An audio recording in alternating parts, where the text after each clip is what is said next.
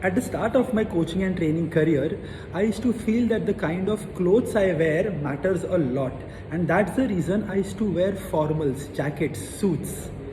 Now in 2017, I realized that I was packing for Capgemini for a 4-day tour, and I wasted 30 minutes to decide which jacket and which shirt would I wear during the 4 days.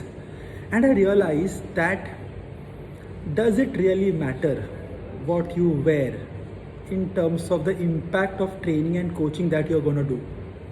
And from that day, I decided that I will only wear black. And in the last 5 years, I've realized that the clothes that you wear, the title, certification, accreditation that you have, the car that you drive, the kind of house that you live, all are hygiene factors.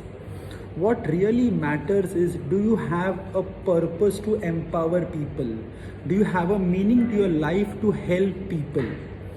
I have realized to become a successful trainer and a coach, you should need 3 things: powerful content, pure intent, and empowering context. Everything else is hygiene factor. So whatever career you are in today, ask yourself, are you focusing more on the hygiene factors, or are you focusing on the content, intent, and context of your work?